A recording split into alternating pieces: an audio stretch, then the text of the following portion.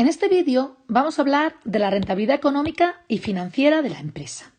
Hablamos de rentabilidad como la capacidad que tiene una empresa para generar beneficios. Podemos hablar de dos tipos de rentabilidades. En primer lugar, de la rentabilidad económica o del retorno de la inversión, que se calcula como el beneficio antes de intereses e impuestos entre el activo total por 100 y va a medir cómo de bien lo están haciendo los gestores de la empresa, ya que está comparando el beneficio antes de intereses e impuestos, que también se conoce como beneficio de explotación, que es el beneficio de las actividades de la empresa, es decir, cuánto se ha conseguido con la actividad de la empresa, con lo que se dedica a la empresa, respecto del activo total, que son las inversiones de la empresa.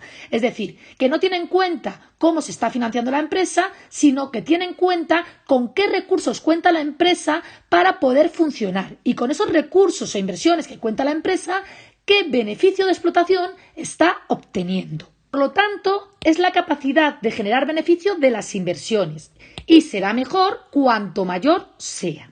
Además de calcularlo como el beneficio antes de intereses de impuestos entre el activo total, lo podemos descomponer en dos elementos. Si nosotros multiplicamos y dividimos por el volumen de ventas, vamos a poder reagruparlos y vamos a tener que el primer elemento, es decir, el beneficio antes de intereses e impuestos entre las ventas, lo podemos llamar margen, y al segundo elemento, es decir, las ventas entre el activo total, lo vamos a llamar rotación. Por lo tanto, la rentabilidad económica aumentará si aumenta el margen, es decir, si aumentan los beneficios sobre las ventas, o si aumenta la rotación, es decir, aumenta el número de veces que las ventas cubren al activo, es decir, el número de veces que recuperamos la inversión mediante las ventas. El otro tipo de rentabilidad del que vamos a hablar es la rentabilidad financiera o el retorno del capital, que se calcula como el beneficio neto entre los fondos propios por 100. Y los que nos va a indicar es cómo de contentos van a estar los accionistas, porque es el beneficio que generan los recursos propios de la empresa, es decir, el dinero aportado por la empresa que pertenece a los accionistas. Por lo tanto, cuando hablamos de beneficio neto, hablamos de beneficio final, es decir, ya una vez que se han descontado los impuestos.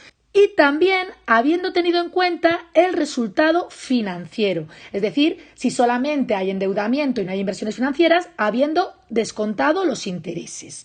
Tenemos que decir que la rentabilidad financiera es la rentabilidad del capital propio. Por lo tanto, si la empresa se financia con más capital propio, la rentabilidad financiera disminuirá, y si se está financiando con más capital ajeno, es decir, con más endeudamiento, la rentabilidad financiera aumentará. Y es mejor cuanto mayor sea la rentabilidad financiera. Cuanto mayor sea, más contentos estarán los accionistas, porque más beneficios se está obteniendo del capital que se ha aportado a la empresa.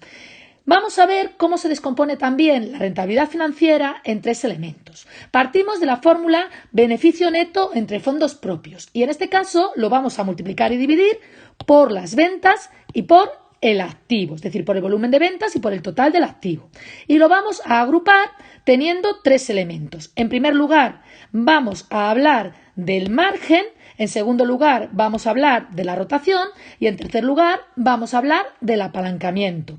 Es decir, que la rentabilidad financiera podrá aumentar bien porque aumenta el margen sobre las ventas, es decir, el margen del beneficio sobre las ventas, bien porque aumenta el número de ventas que hemos hecho o bien porque aumenta el endeudamiento respecto de los fondos propios. Es decir, si esto aumenta, quiere decir que aumenta el activo respecto de los fondos propios, por lo cual nos estaremos financiando con mayor capital ajeno, con mayores deudas. Para terminar, vamos a ver una imagen que resume el tema. Hemos visto la rentabilidad económica o retorno de la inversión, hemos comentado que es la rentabilidad de las inversiones y que mide la capacidad de un gerente de gestionar la empresa, y por otro lado hemos visto la rentabilidad financiera, que es el retorno de capital, y mide cuál es el beneficio que se obtiene con el capital aportado por los socios a la empresa.